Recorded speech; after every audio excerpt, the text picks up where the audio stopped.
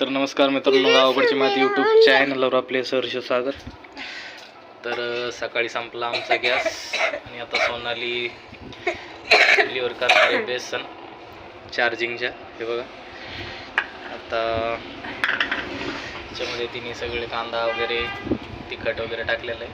आता बेसन टाकणार आहे. हे बघा,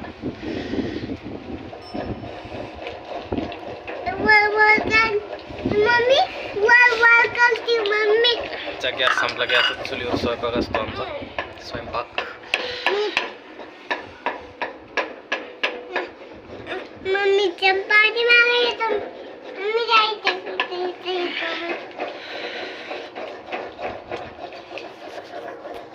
मित्रांनो, बेसन मस्तपैकी हटणं चालू आहे.